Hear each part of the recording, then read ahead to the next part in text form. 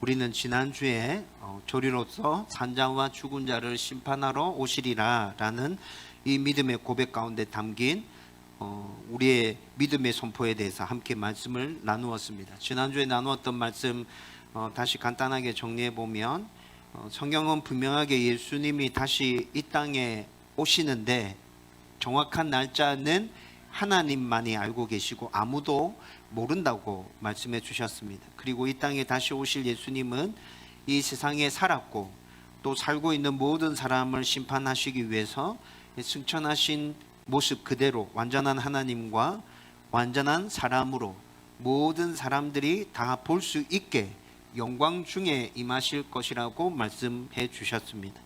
우리는 이 사실을 분명하게 믿고 확신하면서 말씀과 기도를 붙들고 영적으로 깨어서 다시 오실 예수님을 사모함으로 기다려야 하죠. 그리고 헛된 상상에 사로잡혀서 시간을 허비하면서 허랑방탕한 삶을 살거나 또 종교에 깊이 빠져드는 극단적인 삶을 살기보다는 하루하루 자기 일에 최선을 다하면서 성실하고 정직하게 살아야 한다고 말씀드렸습니다. 이뿐만이 아니라 하나님을 사랑하고 또 이웃을 사랑하면서 하나님 나라를 이 땅 가운데 또 우리 모든 삶의 영역 가운데 편만하게 확장시켜 나가야 된다고도 함께 말씀을 나누었습니다. 저와 여러분들이 이런 모습으로 예수님의 재림을 기다리며 하나님의 나라를 확장시켜 가고 있다면 우리의 삶을 통해서 하나님께서 분명히 영광받아 주실 거고 또 지금도 이 세상 만물의 주인이 하나님이시며 우리를 여전히 다스리고 통치하고 있다는 것을 우리의 삶의 모습을 통하여 사람들에게 선포할 수 있게 될 겁니다. 이뿐만이 아니라 우리가 그런 마음들을 가지고 예수님의 재림을 기대하고 있다면 예수님 오시는 그날 그 누구보다도 우리가 먼저 예수님의 재림을 인지하게 될 거예요. 그리고 기쁨과 즐거움과 충만한 그 행복감 속에 주님을 맞이하게 될 것입니다. 저와 여러분들이 조리로서 산자와 죽은 자를 심판하러 오시리라 라는 이 믿음의 고백을 선포할 때마다 이 신앙을 고백하면서 다시 오실 예수님을 사모함으로 기다릴 수 있기를 주님의 이름으로 축원드립니다. 지난주까지 사도신경에 나타난 예수님에 대한 고백을 살펴봤고요. 이제 앞으로 5주 동안 성령과 교회에 대한 부분을 살펴보고 이제 사도신경 강의를 마무리 지으려고 합니다.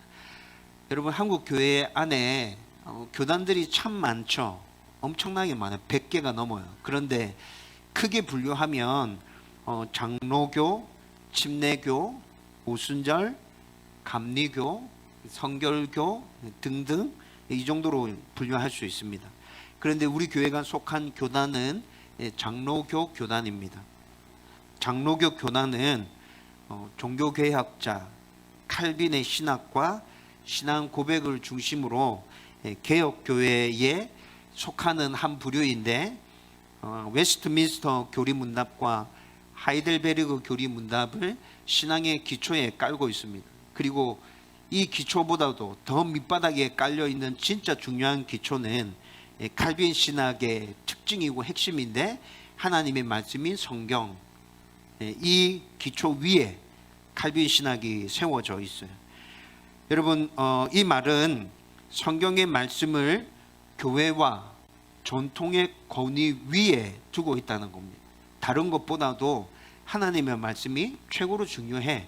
우리는 그 말씀을 붙들고 하나님을 알아가야 되고 그 말씀을 붙들고 우리가 삶 속에서 어떻게 살아야 되는지 말씀을 연구해서 알아내야 되고 그렇게 살아야 돼. 여러분, 칼빈 신학의 특징이 이런 거라는 거죠. 여러분, 그래서 성경은 정확하고 틀린 것이 하나도 없어 라고 받아들이는 게 칼빈 신학입니다. 성경에 나타나 있는 기적과 이적들조차도 일어났던 사실이며 하나님께서는 충분히 그럴 만한 능력을 가지고 계시고 이미 우리에게 말씀이 주어져 있기 때문에 하나님께서 지금 그렇게 역사하지 않는 것이고 우리는 말씀을 통해서 하나님을 알아갈 수 있고 우리가 어떻게 살아야 되는지 알아갈 수 있고 그래서 이 말씀을 붙들어야 된다라고 개혁주의 신학, 칼빈 신학에서는 이렇게 얘기하고 있어요. 여러분, 그래서 우리는 또 한편으로 칼빈 신학을 개혁주의 신학이라고 합니다. 하나님의 말씀에 따라서 내 삶을 돌아보면서 잘못된 부분이 있는지 없는지 살펴보면서 날마다 내 삶을 개혁시켜가는 신앙, 이걸 개혁주의 신앙이라 하거든요. 예. 우리 교회가 속해 있는 교단, 장로교 교단, 그 중에 합신은 이렇게 개혁주의 신앙 위에 서 있는 교단이라는 것이죠. 여러분, 그런데 장로교 교단의 장점이 참 많은데 또 단점이 있어요. 장로교 교단이 이렇게 하나님의 말씀만을 계속해서 강조하다 보니까 성령의 은사, 성령의 역사, 이런 것들에 대해서는 좀 소홀하게 되었어요. 여러분, 이렇게 될 수밖에 없는 이유가 또 있었어요. 여러분, 사람들은 아무리 성경이 오류가 없고 하나님의 말씀이 분명하다 하지만 성경을 통해서 하나님을 알아가고 성경을 통해서 이 땅에서 사는 성도가 어떻게 살아야 하는지에 대해서 알아내기보다는 뭔가 내 눈앞에 기적과 이적이 한번 딱 펼쳐지면 그것으로 더 확실한 믿음을 가질 수 있겠다는 생각이 계속 들거든요. 그래서 사람들이 그것만을 계속 바라는 거예요. 여러분, 현실을 살아가고 있는 우리들, 가끔씩 기적과 관련된 뉴스들이 우리 가운데 들려오죠. 예전처럼 구약에 살았던 성도들처럼, 그리고 신약의 초대교회가 금방 시작되었을 때처럼 기적과 이적들이 우리 가운데 흔하게 일어나지 않아요. 그런데 우리는 계속해서 그 기적과 이적들을 기대하면서 살아가게 된다고요. 그리고 가끔이지만, 아주 가끔이지만 그것이 한번 딱 우리 눈에 보이면 하나님의 말씀보다도 그것을 더 신뢰하고 그것을 더 쫓아가는 그런 오류를 우리가 지금 범하고 있어요. 여러분, 이런 부분들 때문에 신비주의에 빠져드는 이단들이 생겨나게 되었습니다. 당장 눈에 보이는 성령의 기적들, 성령의 은사들, 성령의 체험들, 그리고 지금 이 시대 가운데 있다고 말하는 성령의 새로운 계시에 대해서 관심을 가지는 이단들이 등장하게 됐어요. 여러분, 제가 지금 성령의 새로운 계시에 대해서 방금 말씀드렸는데, 장로교 교단, 개혁주의 교단에서는 계시는 이미 종결되었다라고 그렇게 믿고 확신하고 있습니다. 계시가 종결되었다는 말이 무슨 말이에요? 새롭게 성령님이 우리 가운데 이거 하나님의 말씀이야 라고 이제 더 이상 그렇게 말씀해 주지 않는다는 것입니다. 왜 그렇게 말씀해 주지 않는다고 믿고 있죠? 우리 가운데 하나님의 말씀이 있잖아요. 기록된 성경 66권 이미 있어요. 이 말씀을 통해서 우리는 하나님에 대해서 충분히 알 수 있어요. 하나님께서 우리에게 뭐라 말씀하시는지 성경을 들여다보면, 연구하면 충분히 다 알 수 있는데, 그래서 더 이상 하나님께서는 새로운 말씀을 주시지 않고 성경을 잘 들여다봐, 우리 가운데 이렇게 말씀하시나요? 그런데 성령의 새로운 계시에 대해서 주장하는 이들이 하나님이 나에게 이렇게 말씀하셨다라고 주장하면서 자기가 하나님이래, 이렇게 등장하는 이단들이 너무 많아. 여러분, 이런 부분들 때문에 장로교 교단이 하나님의 말씀을 더욱더 강조하게 되는 거예요. 하나님의 말씀을 붙들어야 돼. 여기에 이미 다 들어있어. 뭘 자꾸 다른 걸 찾으려고 그러니? 이거 보면 되는데, 이렇게 자꾸 말씀을 강조하면서 성령의 기적과 이적들에 대해서는 자꾸 소홀하게 되었다는 것이죠.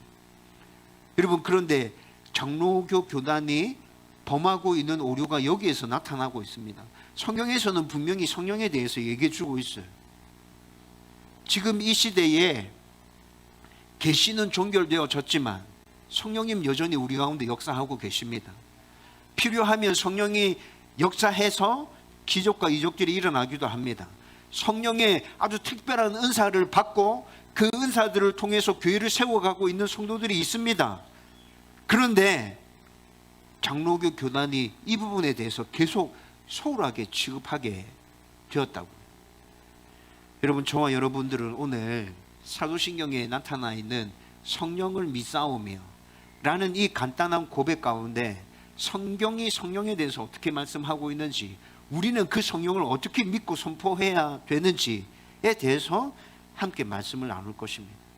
여러분, 오늘 이 말씀을 나누고 난 다음에 저와 여러분들이 우리 가운데 임하신 성령, 지금도 교회 가운데 역사하고 있는 그 성령에 대해서 분명한 믿음을 가지고 선포하고 고백할 수 있기를 주님의 이름으로 축원드립니다. 우선 성령님은 성부 하나님과 성자 예수님과 함께 한 하나님이심을 분명하게 기억해야 합니다. 여러분, 이것은 사도신경 첫 부분 전능하사 천지를 만드신 하나님 아버지, 이렇게 우리가 사도신경을 고백하잖아요. 그런데 처음에 전능하사라는 이 부분에 대해서 우리가 말씀을 나누었거든요. 그때 이미 하나님은 삼위일체 하나님이심에 대해서 말씀을 나누었어요.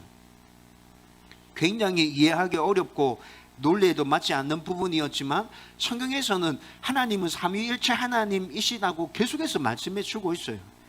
여러분, 특별히 오늘 설교에서는 성령님을 하나님이라고 말씀하는 성경 본문으로 성령님 역시 하나님이시다라는 것에 대해서 살펴보려고 합니다. 여러분, 사도행전 5장 1절에서 11절 말씀 쭉 읽어보면 아나니아와 삽비라의 사건이 기록되어져 있습니다. 여러분, 아나니아와 삽비라의 사건은 신앙생활 좀 오래 하신 분들은 잘 알고 있는 사건일 것입니다. 여러분, 이 사건에서 보여주고 있는 아나니아와 삽비라의 문제점이 뭐죠? 그들이 헌금을 적게 했다는 것이 이들의 문제점이었습니까? 처음에 많이 하려고 했는데 나중에 보니까 많이 하면 안 될 것 같아서 좀 헌금 액수를 줄였던 게 이들의 문제였습니까? 아니요. 이들의 문제는 그런 게 아니었어요. 여러분, 4절 말씀을 들여다보면 베드로가 이렇게 얘기합니다. 땅을 가지고 있을 때 그 땅이 너희들 것이었잖아. 땅을 팔았을 때, 돈을 손에 쥐었을 때도 그 돈도 너희들 것이었잖아. 너희들 마음대로 임의대로 어떻게 할 것인지 너희들이 결정할 수 있었잖아. 베드로가 지금 4절 말씀에서 그렇게 얘기하고 있어요. 여러분, 땅을 팔기 전에 가지고 있을 때도 아나니아와 삽비라의 땅이었고, 이 땅을 팔고 돈을 손에 쥐었을 때도 그 돈도 아나니아와 삽비라의 돈이었어요. 이걸 어떻게 사용할지에 대해서는 그들이 결정할 수 있었다고요. 그런데 우리가 믿는 하나님은 땅을 팔고 난 다음에 그 땅값 전부를 바치지 않았다고 우리에게 진노하시는 분이십니까? 많이 드리려고 했는데 진짜 상황을 보니까 그렇지 못해서 드릴 액수를 좀 줄였는데 그것 때문에 하나님께서 우리에게 벌하시는 분입니까? 너 처음에 이렇게 한다고 했잖아. 근데 지금 와가지고 왜 이렇게 이놈이, 하나님 이런 분이세요? 하나님 그런 분 아니에요. 여러분, 하나님 그런 분 아닌데 이들의 문제가 어디 있었냐면 땅값의 일부만을 바치면서 땅값 전부를 바치는 듯이 말한데 이들의 문제가 있었습니다. 여러분, 사도행전 5장 2절과 9절과 10절 말씀을 읽어보면 이 부분은 이 일을 위해서 함께 공모했습니다. 머리를 맞대고 의논했다고요. 그리고 난 다음에 땅값 일부를 바치면서 전부를 바쳤다고 우리가 그렇게 말하자, 이렇게 마음이 하나로 딱 모아졌습니다. 여러분, 여기에 이들의 잘못이 있죠. 이것은 거짓말이고 속임수입니다. 여러분, 이들이 거짓말하고 속임수를 하려고 했던 이유는 뭐예요? 하나님의 거룩한 교회 안에서 헌금을 드리는 일로 자신들의 이름을 드러내고 교회로부터 인정을 받기를 원했어요. 여러분, 이들이 왜 이런 생각을 가졌죠? 4장 뒷부분에 보면 바나바라는 사람이 엄청나게 큰 땅을 가지고 있었어. 그런데 이 바나바라는 사람이 그 땅을 다 팔아서 땅값 받은 거 몽땅 다 하나님께 헌금했어.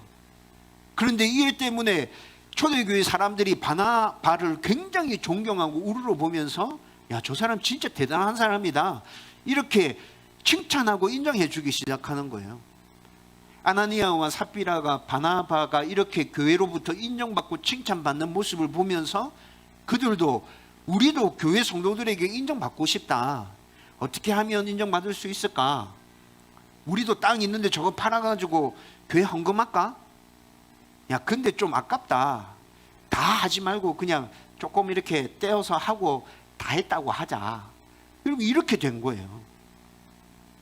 그런데 이런 식으로 교회의 일과 하나님 나라의 일을 할 수 없다는 것을 정확하게 그리고 아주 명확하게 보여주시기 위해서 하나님은 이 사건에서 이들의 생명을 취해 가십니다. 여러분, 이 시기가 신약 교회의 초석을 놓는 중요한 시기였어요. 그래서 하나님께서는 이런 방법을 사용해서라도 아주 엄중하게 오고 오는 모든 교회에 대해서 확실하게 메시지를 전해주고 싶었던 것 같습니다.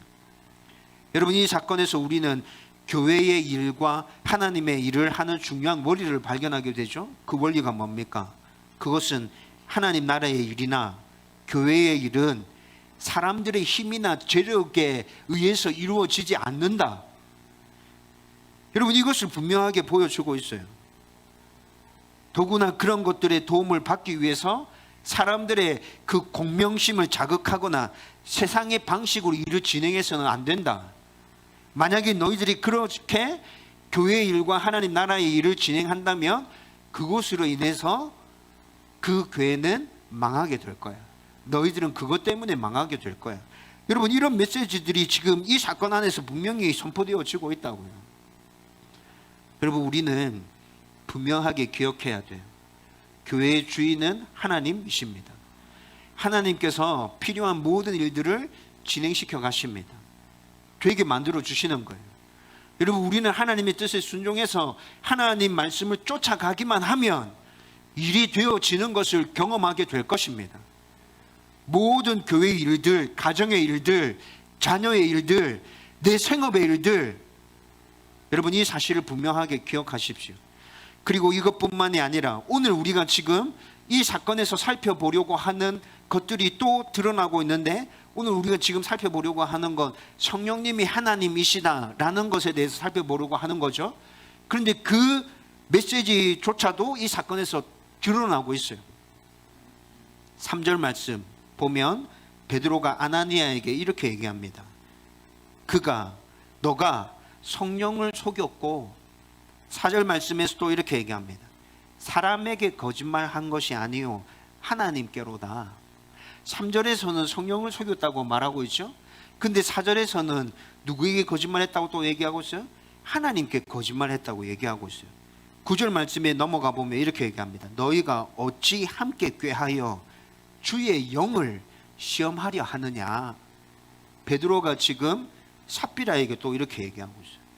여러분, 이런 말씀들을, 이 사건에서 등장하고 있는 이런 말씀들을 다 종합해서 생각해 보면, 여러분, 베드로는 지금 성령님을 하나님으로 인정하고 고백하고 있어요. 그렇죠?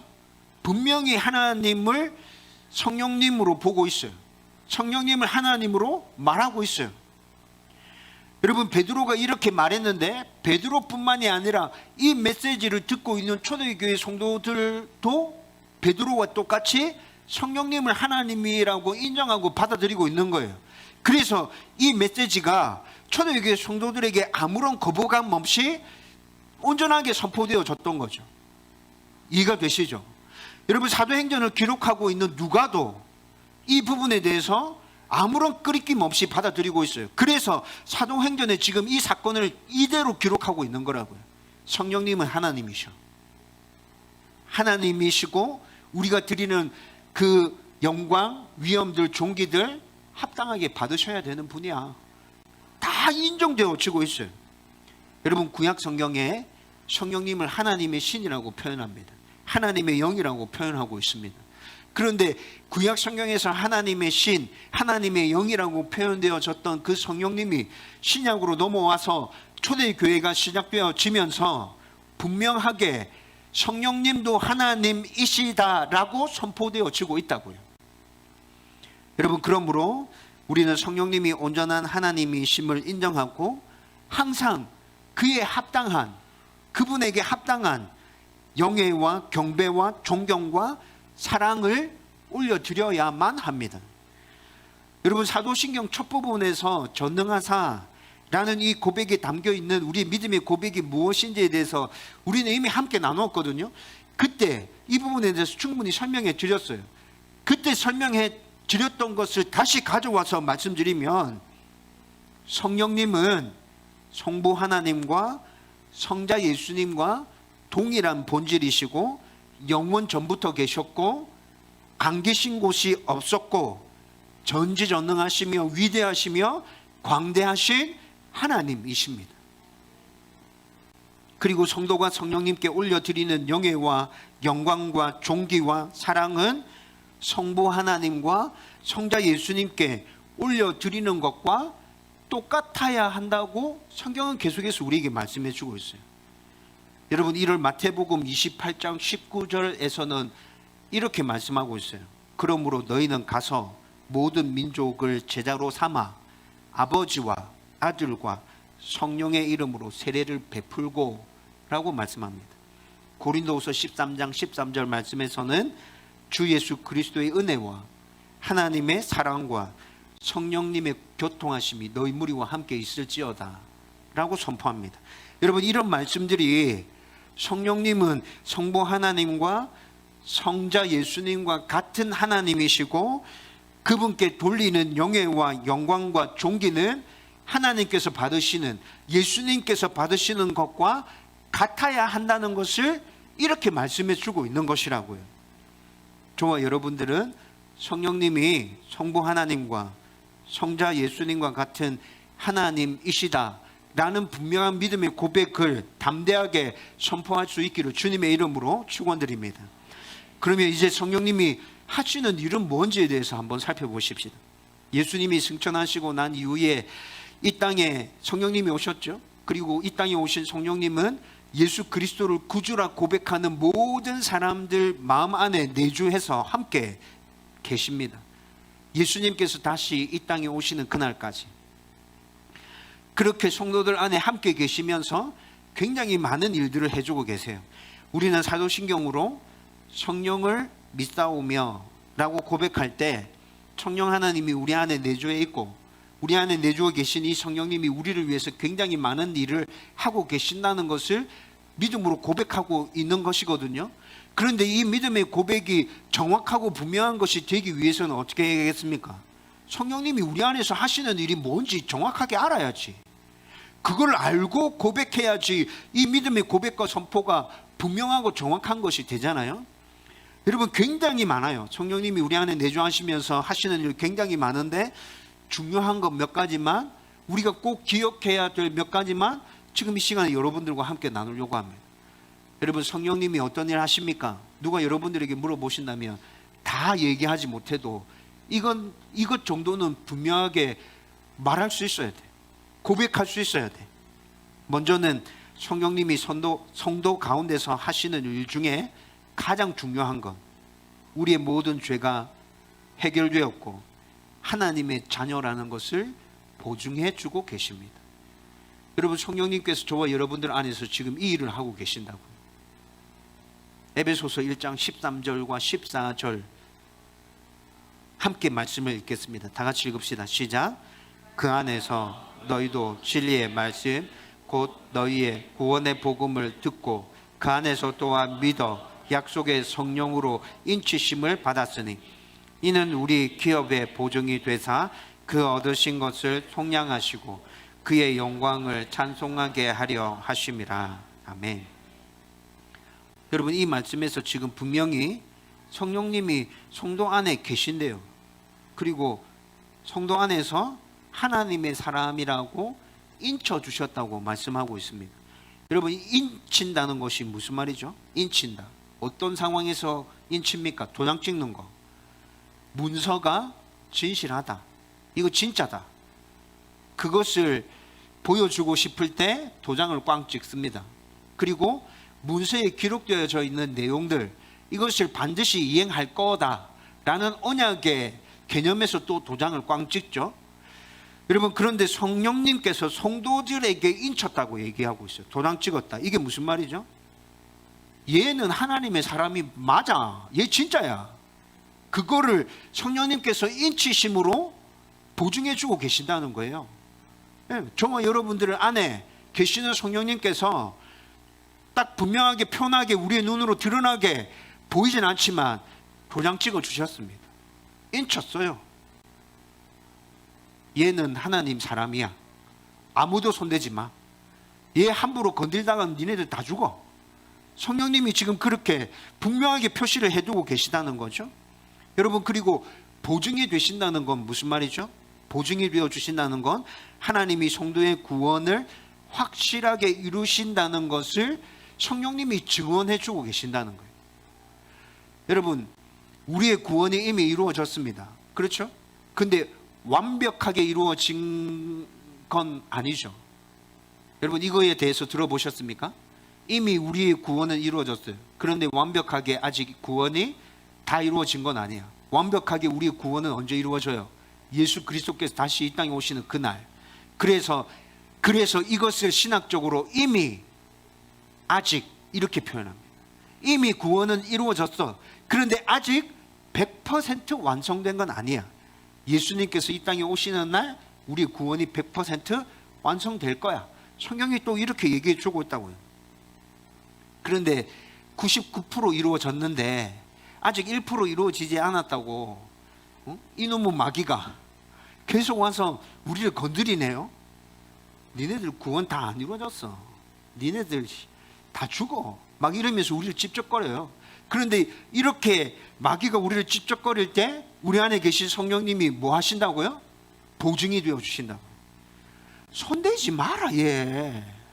내가 도장 찍어 놨잖아. 그리고 네가 말한 대로 99% 그래. 아직까지 100% 이루어지진 않았지. 그런데 내가 지금 하나님이 얘를 구원하기 위한 모든 일을 다 이룰 거라고 내가 증언해 줄 수 있어. 그러니까 얘 더 이상 건들지 마. 여러분 지금 성령 하나님께서 그렇게 우리를 우리에 대해서 증언하시면서 우리 보증이 되어 주신다고. 여러분 성경에서는 하나님의 자녀인 우리들을 이렇게 얘기합니다. 하나님께서 우리에게 주시려고 하는 유산이 있다. 마지막 날 심판이 끝나고 난 다음에 우리는 그 유산을 받게 될 것이다. 이렇게 얘기하고 있죠. 네. 그런데 아직 좀 전에 설명해 드렸던 것처럼 완벽하게 우리의 구원이 이루어지지 않았기 때문에 아직 우리가 그 유산을 받은 건 아니야. 그렇죠? 근데 이 부분에 대해서도 성령 하나님께서 지금 우리 가운데서 보증이 되어 주고 계시는 거예요. 하나님의 자녀 분명히 맞고 예수님이 구원 확실하게 이루실 거고 마지막 날 예수가 다시 이 땅에 와서 심판할 때 얘는 하나님이 주시는 그 유산을 물려받게 되는 애야. 건들지 마. 여러분 이렇게 하고 계시다는 것이죠. 여러분 성도는 성령 하나님께서 우리 가운데 내주하셔서 이렇게 은혜 베풀어 주고 계시기 때문에 이 땅에서 당당하게 살아갈 수 있는 거예요. 기죽지 않고 주눅들지 않고 두려워하지 않고 하나님의 은혜 가운데서 여러분 이렇게 세상을 당당하게 살아갈 수 있는 것이라고. 저와 여러분들이 이렇게 살아갈 수 있었으면 좋겠어요. 내 안에 계신 성령님이 지금 이 일을 하고 계셔. 나를 붙들고 계셔. 내가 기죽을 필요가 없어. 주눅들 필요가 없어. 저와 여러분들이 이런 믿음의 선포를 가지고 이 땅을 당당하게 살아갈 수 있기를 주님의 이름으로 축원드립니다. 두 번째, 성령님께서 우리 안에 계셔서 하시는 일, 끊임없이 중보하고 계십니다. 여러분 이 사실도 우리가 꼭 기억하고 붙들고 있어야 되는 아주 중요한 사실입니다. 로마서 8장 26절에서 27절 말씀 같이 읽읍시다. 다 같이 읽겠습니다. 시작. 이와 같이 성령도 우리의 연약함을 도우시나니 우리는 마땅히 기도할 바를 알지 못하나 오직 성령이 말할 수 없는 단식으로 우리를 위하여 친히 간구하시느니라. 마음을 살피시는 이가 성령의 생각을 아시나니 이는 성령이 하나님의 뜻대로 성도를 위하여 간구하심이니라. 아멘. 여러분 2주 전에 전능하신 하나님 우편에 앉아 계시다가 라는 이 고백에 담겨있는 믿음의 선포가 무엇인지에 대해서 우리가 함께 말씀을 나눌 때 로마서 8장 34절 말씀을 근거로 해서 하나님 보좌 우편에 계시는 예수님께서 우리를 위해서 중보 기도하고 계신다라고 말씀을 이미 나누었었습니다. 그런데 하늘 보좌에 계시는 예수님만 우리를 위해서 중보 기도하시는 것이 아니라 우리 가운데 내주에 계신 성령 하나님도 우리를 위해서 친히 간구하고 계신다고 성경은 분명하게 말씀해 주고 있습니다. 여러분들이 기도 많이 하잖아요. 기도하잖아요. 그렇죠? 우리가 기도할 때 성경에서는 먼저 하나님의 나라와 그의 의를 구하라고 그렇게 얘기하고 있습니다. 하나님의 나라와 그의 의를 구하면 너희들에게 필요한 나머지 모든 것들은 내가 그냥 알아서 다 채워줄게. 하나님께서 이렇게 말씀하고 계세요. 그렇다고 하나님 나라와 의만을 구해라고 성경에서 딱 부러지게 못 박아서 얘기하고 있는 것도 아니에요. 그렇죠? 우리의 필요에 대해서도 구해, 괜찮아. 얼마 전에 다 얘기해. 성경이 이렇게 또 얘기하고 있죠. 그런데 기도의 우선순위에 있어서 하나님의 나라와 의를 먼저 구해야 된다, 이렇게 얘기하고 있는 거잖아요. 그런데 우리가 이런 것들을 알고 기도를 합니다. 기도를 하는데 여러분들이 기도하고 있는 것에 대해서 좀 곰곰이 생각하면서 들여다보십시오. 우리가 기도할 때 하나님 뜻에 합당하지 않게 잘못 구하고 있을 때가 참 많아요. 그런 게 너무 많아요. 하나님의 뜻과 의와 하나님의 나라와 상관없는 것, 그리고 나에게 진짜 필요한 것, 이런 것과 상관없이 내 욕심과 내 교만에서 비롯되어지는 세상의 방식과 세상에 좋아 보이는 것들을 따라서 구하는 것들이 정말 많아요. 여러분, 이런 것들에 대해서, 기도에 대해서 성경이 우리 가운데 가르쳐 주며 말씀하실 때 문제를 삼고 있어요. 그렇게 기도하면 안 돼. 그렇게 기도하면 내가 전부 다 노라고 응답할 거야. 분명히 우리 가운데 이렇게 얘기해 주고 있어요. 여러분, 그런데 성도인 사람들이 이렇게 기도할 때가 정말 많아요. 성도가 아닌 게 아니야. 예수님을 믿었어요. 예수님을 구주로 인정하고 있어요. 그리고 기도도 잘해요. 그런데 기도하고 있는 것들 중에서 좀 세부적으로 분석해서 들여다보기 시작하면 하나님의 뜻과 상관없이, 우리의 필요와 상관없이 내 욕심과 교만에 따라서 세상에 흘러가는 그 흐름에 따라서 구하고 있는 잘못된 기도를 할 때가 정말 많다는 거죠. 여러분, 성도가 이렇게 기도하고 있을 때 그들 안에 계신 성령님이 어떻게 하고 계신다고요? 탄식하십니다. 탄식하시면서 그들이 기도하지 않는 하나님의 나라와 하나님의 의와 하나님의 뜻에 대해서 대신 간구하십니다. 말할 수 없는 탄식으로. 하나님, 예, 삶을 통해서 하나님 나라가 이렇게 이루어지게 해주십시오. 하나님, 예, 삶을 통해서 하나님의 뜻이 이렇게 드러났으면 좋겠어요.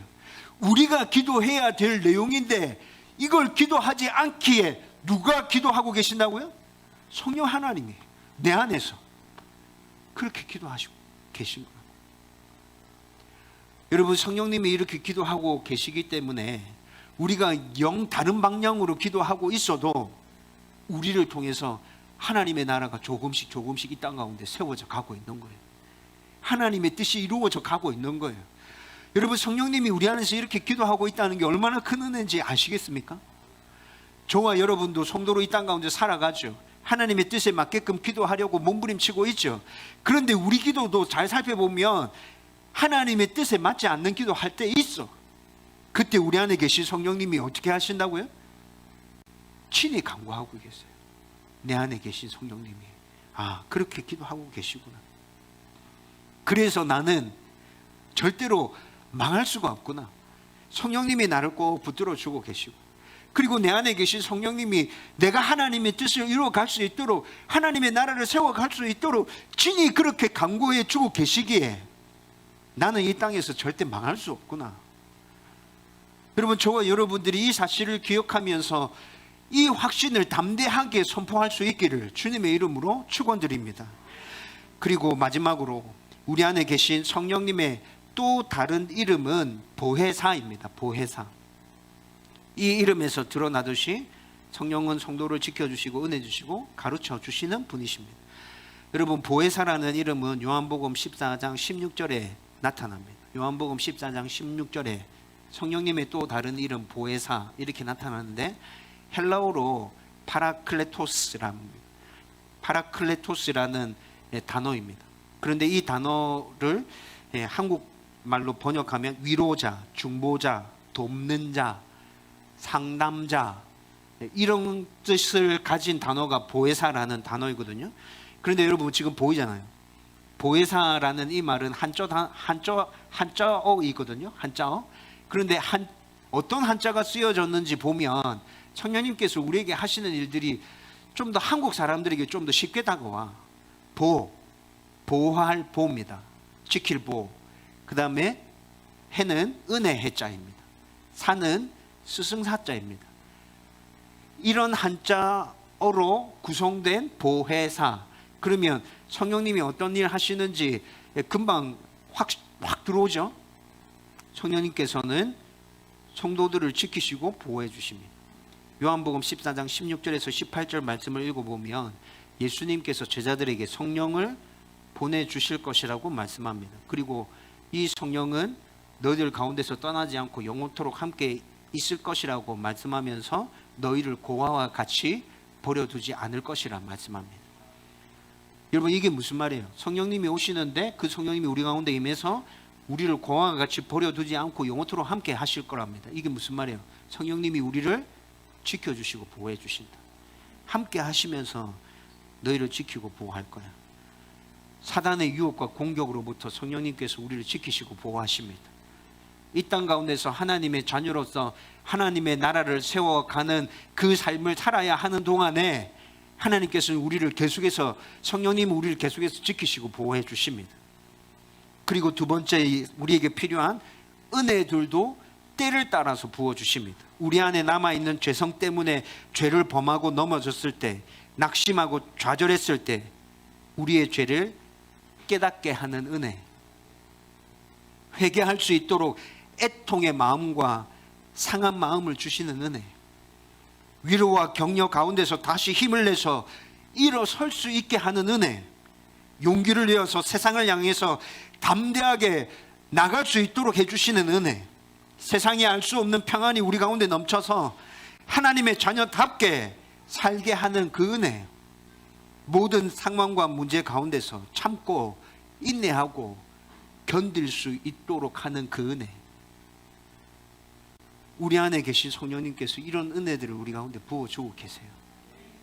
그리고 하나님의 말씀을 깨닫게 해주시고 가르쳐 주십니다.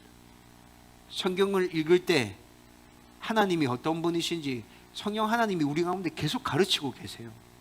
예수님이 어떤 분인지, 우리가 어떤 존재인지, 어떻게 구원받을 수 있는지, 구원받은 하나님의 백성들은 이 땅 가운데서 어떻게 살아가야 하는지, 지난번에 깨달았던 말씀이 오늘 보면 또 새로운 부분으로 나에게 또 다가와. 이렇게 하시는 분이 성령님이라고요. 그러면서 우리가 이 땅 가운데 세워가야 되는 그 하나님의 나라, 하나님의 말씀을 붙들고 몸부림쳐야 되는 우리의 그 노력들과 모습이 어떠해야 하는지 계속해서 말씀해 주신다고요. 지금 저와 여러분에게도 성령님이 계셔서 이런 일들을 하고 계시는 거예요. 따라서 분명한 신앙을 고백하는 성도라면 성령을 믿사오며 라는 선포를 통해서 성령님은 성부 하나님과 성자 예수님과 본질과 위엄과 능력과 영광과 존귀가 같은 하나님이시다. 우리는 하나님의 은혜를 덧입어서 자녀 되고 난 이후에도 성령님께서 내 안에 계심으로 내가 하나님의 자녀라는 사실을 계속 보증해 주고 계시고, 친히 나를 위해서 간구해 주고 계시고, 나를 지켜주시고 은혜 주시고 하나님의 말씀을 깨달을 수 있도록 지금도 내 안에서 역사하고 계신다. 여러분, 이 믿음의 선포를 담대하게 고백할 수 있기를 주님의 이름으로 축원드립니다. 이제 말씀을 정리하려고 합니다. 성경에서는 성도가 성령님에 대해서 이런 분명한 믿음을 고백하면서 성령 충만한 삶들을 살아가면 성령의 열매를 맺게 될 것이라 말씀하고 있습니다. 갈라디아서 5장 22절에서 23절, 성령의 열매 9가지 등장하고 있죠. 사랑과 희락과 화평과 오래 참음과 양성과 충성과 온유와 절제라고 말하고 있습니다. 여러분, 그런데 이런 성령의 열매들은 모두 다 예수님의 성품과 관련된 것입니다. 우리가 분명한 성령에 대한 믿음의 고백을 선포하고 성령 충만한 삶을 살면 예수님의 성품을 닮아간다는 거죠. 예수님의 성품을 닮아간다. 여러분, 이 세상에서 살아가는 성도에게 있어야 될 변화가 바로 이것입니다. 성도가 성화되어 간다고 말할 때 우리 안에 나타나야 될 그 성화의 모습이 바로 이것이라고요. 성령의 열매. 여러분, 이 말이 무슨 말인 줄 아세요? 단번에 이 성령의 열매가 맺힌다는 겁니까? 아니요. 예수 믿는 순간 우리의 삶의 방향이 180도로 확 돌아섰지만, 그런데 우리 안에 일어나야 되는 이 변화는 단 한순간에 일어나는 변화가 아니라고요. 성령과 함께 성령 충만한 삶을 살기 위해서 사단과 싸우면서 치열하게 몸부림쳐 갈 때 조금씩 이 변화가 우리 안에 일어나게 될 것입니다. 성령의 열매가 맺혀져 가. 예수님을 닮아가.